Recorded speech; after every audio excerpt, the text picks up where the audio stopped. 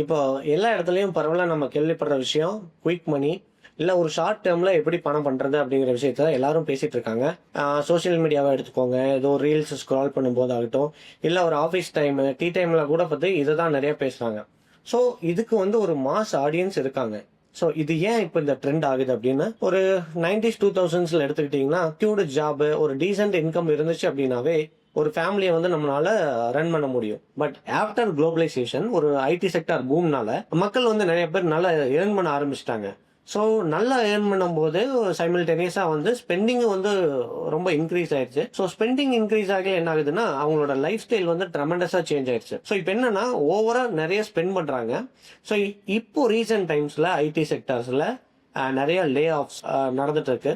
So இப்போ அங்கே இருக்கிறவங்கள என்ன யோசிக்கிறாங்கன்னா, ஒருவேளை நம்மளுக்கு ஃபியூச்சரில் எனக்கு ஜாப் இல்லை அப்படின்னா என்னால் இந்த லைஃப் ஸ்டைலை அப்படியே ரன் பண்ண முடியுமா அப்படின்னு வந்து யோசிக்கிறாங்க. ஸோ அதை ரன் பண்ணணும் அப்படின்னா எனக்கு ஏதாவது ஒரு சைடு இன்கம் வேணும். அப்படி இல்லைன்னா ஷார்ட் டேர்மில் என்கிட்ட இருக்கிற ஃபண்டை வச்சு அதை வந்து ஒரு நல்லா அப்ரிஷியேட் பண்ணணும். இதுக்கு ஏதாவது ஒரு ஆப்பர்ச்சுனிட்டிஸ் இருக்கா அப்படின்னு சொல்லி யோசிக்கிறாங்க. ஸோ இது எங்கே கொண்டு வந்து நிறுத்திருக்கு அப்படின்னு பார்த்தீங்கன்னா, குயிக் மணி, அதுவும் வந்து நான் ரொம்ப ஷார்ட் டேர்மில் ஏர்ன் பண்ணணும் அப்படிங்கிற ஒரு மைண்ட் செட்டில் கொண்டு வந்து நிறுத்தியிருக்கு. ஸோ இது ஒரு சைடு.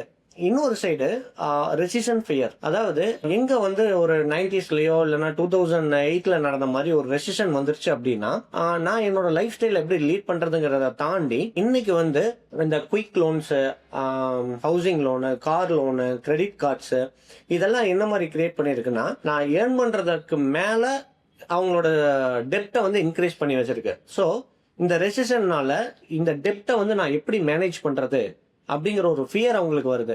அப்போ அந்த இடத்துல எனக்கு ஏதாவது ஒரு ஷார்ட் டேர்ம் இன்கம் கிரியேட் பண்ண முடியாதா, இல்லை இருக்கிற ஃபண்ட்ஸை வந்து நம்ம இன்னும் நல்லபடியாக அப்ரிஷியேட் பண்ண முடியாதாங்கிற ஒரு ஆப்பர்ச்சுனிட்டியை வந்து ஒரு தேடுற மைண்ட் செட் எல்லாருக்கும் வந்து கிரியேட் ஆகுது.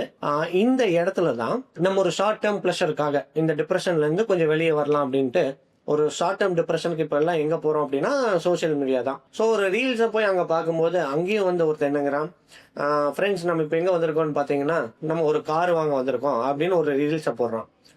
நம்மளுக்கு உடனே என்ன தோணுது, 6 மாசத்துக்கு முன்னாடி சாதாரணமா இருந்த ஒருத்தன் வந்து இன்னைக்கு இப்படி ஒரு லைஃப் ஸ்டைலுக்கு டிரான்ஸ்ஃபர் ஆயிருக்காங்க போது எக்ஸ்ட்ரா தான் டிப்ரெஷன் ஆகி இவன் எப்படி இதை பண்ணலாம் அப்படின்னு சொல்லிட்டு அவங்கள ஃபாலோ பண்ண ஆரம்பிக்கிறோம். இதை பண்ண ஆரம்பிக்கல சோகால்டு சோசியல் மீடியாஸ் என்ன பண்றாங்க அப்படின்னா நம்மளோட இன்ட்ரெஸ்ட் இதுலதான் இருக்குன்னு தெரிஞ்சுட்டு நம்மளுக்கு அது ரிலேட்டடான எப்படி வந்து ஒரு குயிக் மணி பண்றது, எப்படி ஷார்ட் டேர்ம்ல வந்து நீங்க நிறைய பணம் சம்பாதிக்கிறது அப்படிங்கிற மாதிரி ஒரு ப்ரொமோஷன் வீடியோஸ் போட்டிருப்பாங்க இல்லைங்களா, அவங்க சேனல்ஸையே நம்மளுக்கு காட்ட ஆரம்பிக்கிறாங்க. அவங்கள நீங்க ஃபாலோ பண்ணும்போது அவங்க என்ன சொல்றாங்க, நீங்க எங்களோட டெலிகிராம் சேனலை ஃபாலோ பண்ணுங்க அப்படின்னு சொல்றாங்க. பிளஸ் வந்து எங்களோட கிளாஸஸ் எல்லாம் அட்டென்ட் பண்ணுங்க, நாங்க வந்து உங்களுக்கு ஒரு ஸ்ட்ராட்டஜி கொடுக்குறோம்.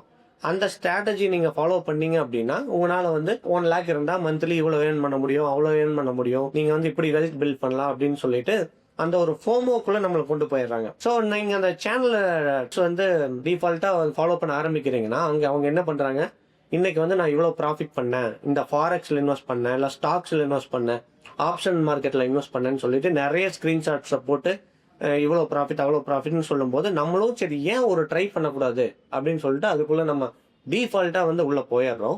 இதுல இன்னைக்கு ட்ரெண்ட்ல இருக்கிறது பாத்தீங்கன்னா கிரிப்டோ கரன்சி இன்வெஸ்ட்மெண்ட்ஸ். இந்தியன்ஸோட வேலட் செயின் வேல்யூ கிரிப்டோ கரன்சியில 20 லட்சம் கோடி அப்படின்னு சொல்லி எஸ்டிமேட் பண்ணியிருக்காங்க.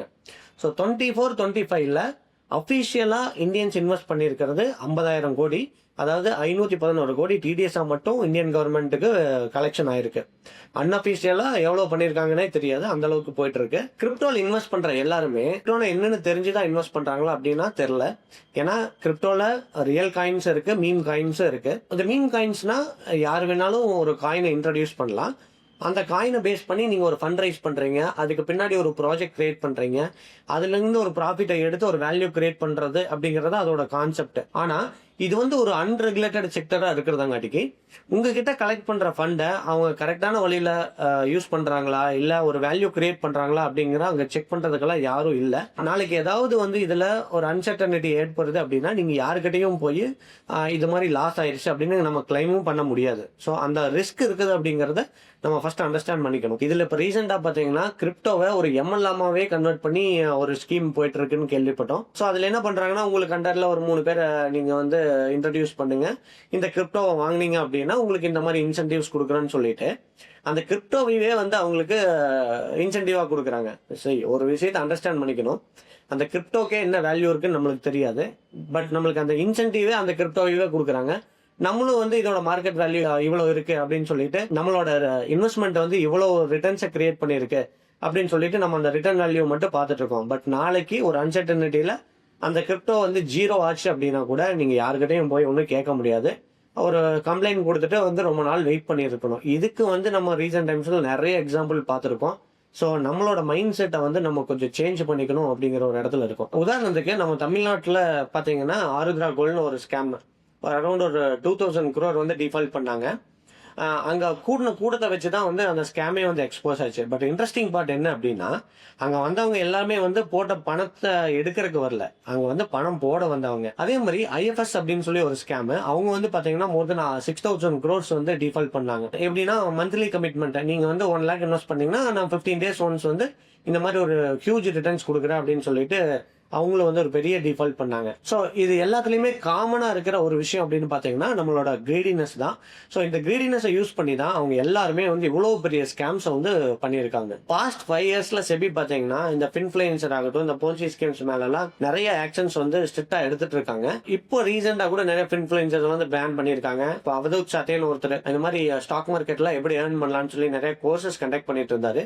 இந்த கோர்ஸ் ஃபீஸா மட்டும் வந்து பார்த்தீங்கன்னா ஒரு 600 crores வந்து ரைஸ் பண்ணியிருக்காரு. இது கோர்ஸை தாண்டி நிறைய ஸ்ட்ராட்டஜிஸ் இந்த கால்ஸ் கொடுக்குறேன் அப்படிங்கறதெல்லாம் வந்து ப்ரொமோட் பண்ணியிருக்காரு அப்படின்னு சொல்லி அவங்க அனலைஸ் பண்ணி எடுத்திருக்காங்க. ஸோ அதனால அவர் மேல ஒரு ஸ்ட்ரிக்டான ஆக்ஷனும் எடுத்திருக்காங்க. இதுல காமனா பாத்தீங்க அப்படின்னா whether it is influencer or Ponzi scheme run பண்றவங்க அவங்க ஏர்ன் பண்றதுக்கு நம்மளோட கிரீடினஸை யூஸ் பண்ணிக்கிறாங்க. அப்ப இங்க காமனா நம்ம அண்டர்ஸ்டாண்ட் பண்ணிக்க வேண்டிய ஒரு விஷயம் என்னன்னா, மார்க்கெட்ல வின் பண்ண யாரும் வந்து நான் உங்களுக்கு கோர்ஸ் எடுக்கிறேன், ஸ்டாக் மார்க்கெட் டீச் பண்றேன், இல்ல கால்ஸ் கொடுக்குறேன்னு உள்ள வரதில்ல. உதாரணத்துக்கு நீங்க வாரன் பஃபெட், ராகேஷ் ஜுன்ஜுன்வாலா, இல்ல ஆர்கே தமானி இவங்கெல்லாம் பாத்தீங்கன்னா அவங்க பிசினஸ் ரன் பண்றதுல தான் அவங்க ஃபோக்கஸ் பண்றாங்களோ இல்லையோ இந்த பக்கம் வரதில்லை.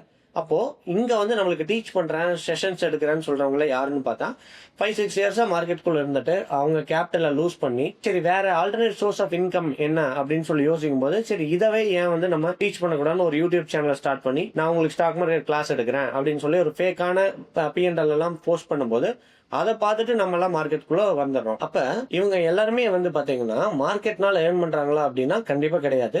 நீங்க கொடுக்குற ஃபீஸ் தான் அவங்களுக்கு ரெவன்யூவே. அப்ப குயிக் மணி அப்படிங்கிறது பாசிபிளா அப்படின்னா இட் டிபெண்ட்ஸ். அதே அளவுக்கு வந்து அங்க ரிஸ்க் இருக்கு. So it depends on your age factor, உங்களோட சோர்ஸ் ஆஃப் இன்கம், உங்க கேபிட்டல். இப்போ உதாரணத்துக்கு வந்து ஒருத்தர் 1 கோடி ரூபாய் கேபிட்டலை யூஸ் பண்ணி மந்த்லி ஒரு 1 lakh டார்கெட் பண்றாரு அப்படின்னா நம்ம 1 lakh இன்வெஸ்ட் பண்ணிட்டு அதே 1 lakh வந்து எடுக்கணும் அப்படின்னு நினைச்சோம்னா அது கண்டிப்பா ஹியூஜ் ரிஸ்க் தான். அப்ப ஒரு காமன் மேனா லோ ரிஸ்கோட இந்த மார்க்கெட்ல நான் பார்ட்டிசிபேட் பண்ண முடியாதா அப்படின்னா கண்டிப்பா முடியும்.